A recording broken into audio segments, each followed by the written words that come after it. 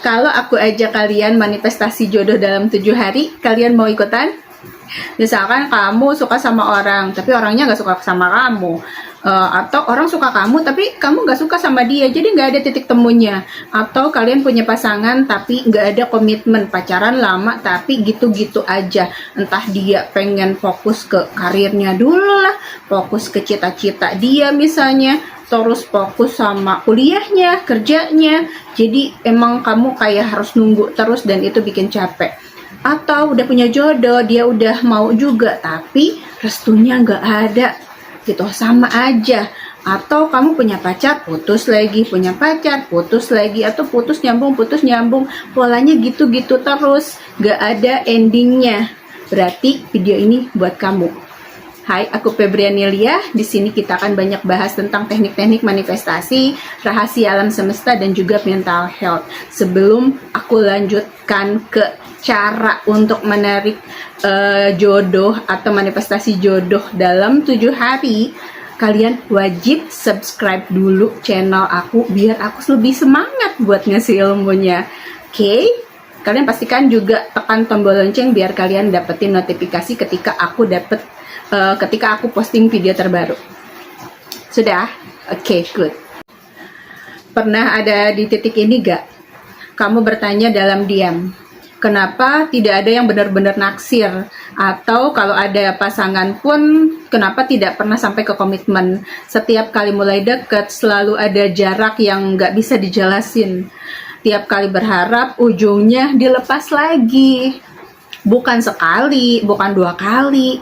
Putus, nyambung, lalu putus lagi, atau putus terus asing. Dan ketika akhirnya ada yang terasa serius, justru restu yang tidak hadir, seolah semesta selalu punya alasan untuk menghentikan langkah kita tepat sebelum bahagia. Kamu mulai berpikir, apa yang salah ya? Padahal masalahnya bukan kamu tidak layak, bukan karena kamu kurang baik, bukan karena kamu tidak pantas dicintai. Masalahnya adalah kamu sering bertemu orang yang belum siap, sementara hatimu sudah ingin pulang. Kamu sering berada di hubungan yang menguji kesabaran, bukan hubungan yang menenangkan, hubungan yang menggantung, bukan yang memberi kepastian. Dan restu yang tidak datang bukan hukuman, itu perlindungan, karena hubungan yang benar tidak membuat kamu terus berjuang sendirian. Cinta yang sehat tidak meminta kamu mengorbankan harga diri. Ya. Semesta tidak sedang menolak. Semesta tidak sedang menolak kebahagiaan kamu. Ia hanya berkata, bukan yang ini.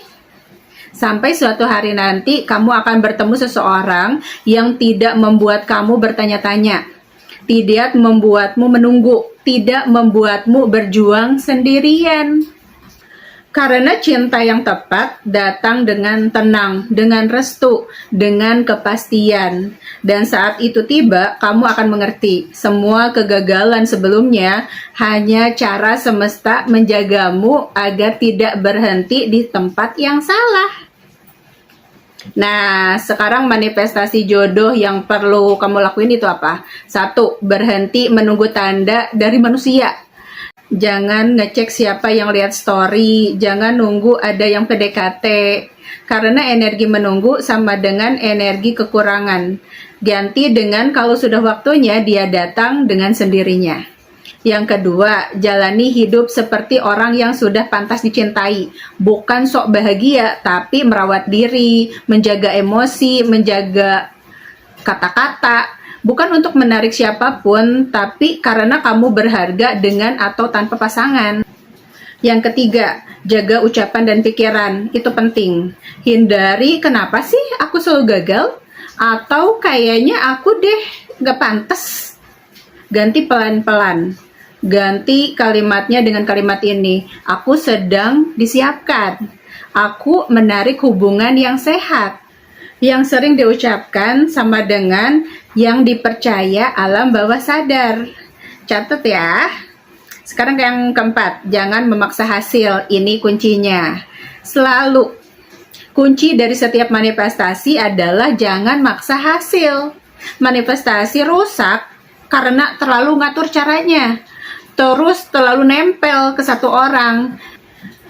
Yang kelima, saat ada yang datang, lihat sikap, bukan harapan. Manifestasi jodoh bukan mengubah orang, bukan menunggu orang sadar, tapi melihat konsistensi, melihat usaha, melihat kejelasan. Kalau bikin capek dari awal, itu bukan hasil manifestasi, itu ujian lama yang datang lagi. Yang keenam, percaya proses tanpa menghukum diri. Kalau muncul sedih, rindu, atau takut itu tidak apa-apa. Jangan dilawan, jangan menyalahkan diri sendiri juga. Cukup bilang aku tetap aman, aku tetap dicintai, aku tetap dipandu. Nah, aku mau kasih kalimat pegangan harian buat kamu. Boleh diulang-ulang kapan saja. Aku tenang, aku percaya jodoh terbaikku datang saat aku siap dan dia juga siap. Jadi kalian sama-sama siap. Satu frekuensi, sepemikiran, setujuan. Sekarang kamu harus tahu rutinitas ketika kita manifestasi jodoh itu harus gimana. Pagi 5-7 menit set energi. Begitu bangun, jangan pegang HP dulu. Tarik nafas 3 kali, bayangkan dada terasa ringan. Ucapkan pelan, hari ini aku membuka diriku untuk cinta yang sehat dan tepat. Aku layak dicintai tanpa harus berjuang. Habis itu senyum kecil.